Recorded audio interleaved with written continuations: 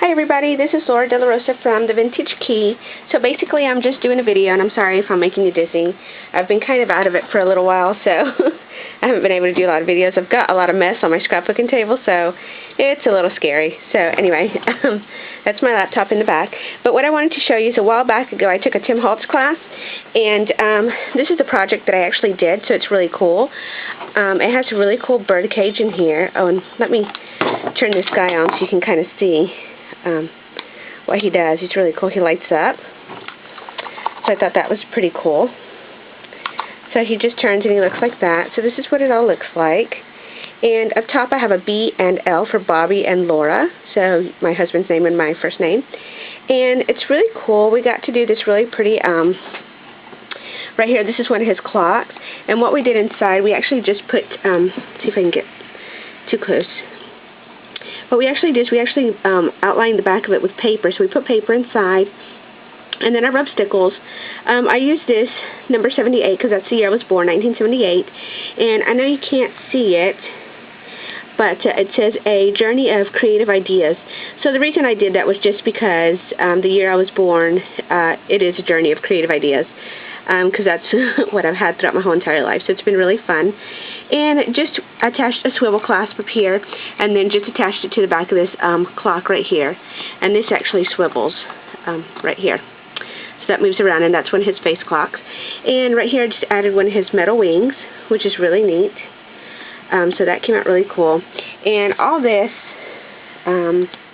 around the box, all this is his tissue tape and stuff, and I'll show you around the whole box.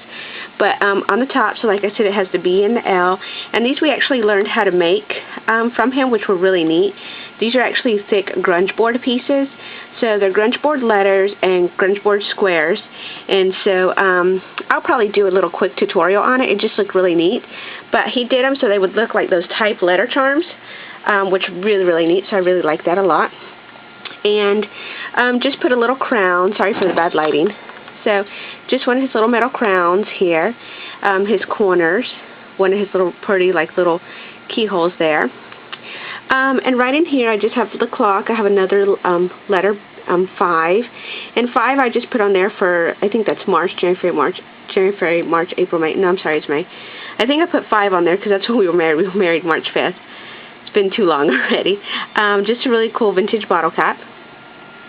Over here we took a really cool spool and we wrapped twine around it, one of his little trinket pins, and one of his little baubles, so I put a B for Bobby, my husband.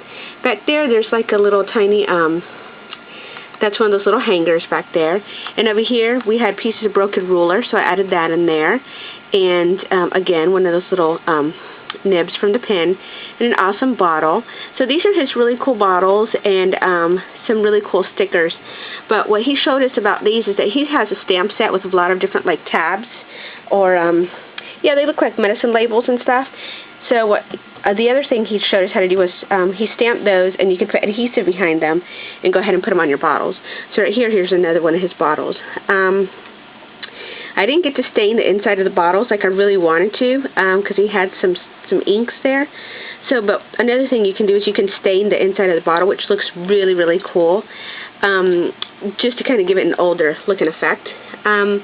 Again, these are one of his old little cars that he gave us, another pen, or a bingo chip. I put the 14 because February 14th is when we had our first date, and that was like forever ago. I don't even know, 97, 98, somewhere in there.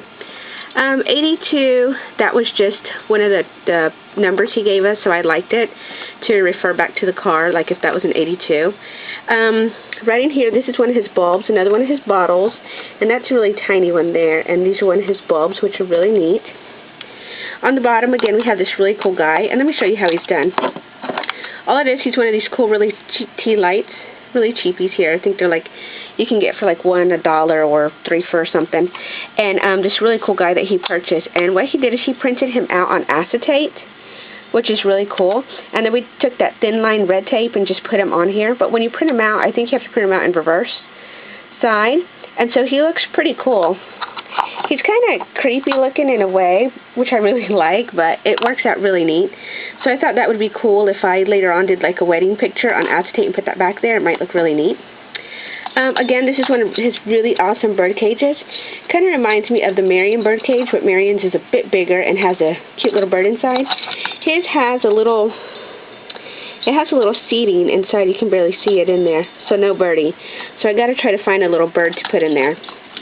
But it just closes like this and it just hangs in there. It's really fun.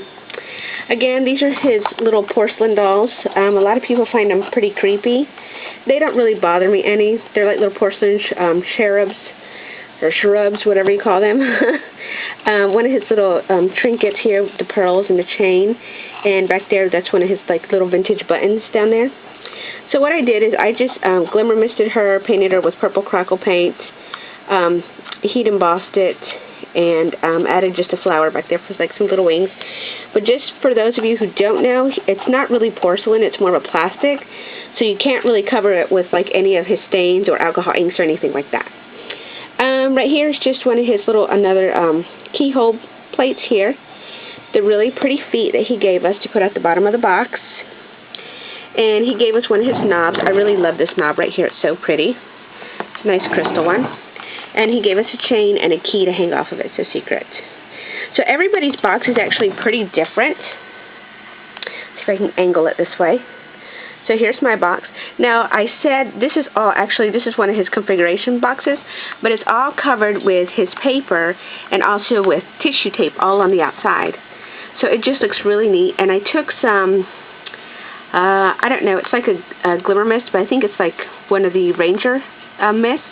But it's really pretty, and it kind of gives it like a, I don't know if you can see in the back, there's like a turquoise shine to it, which I really, really loved. And again, this is paper, all his Tim Holtz paper, and on the edge is all tissue tape. Again, his paper, tissue tape all the way around it. And let me just show you the side, the other side. Again, more his paper and more tissue tape, and the really nice feet. And here's the top part of mine.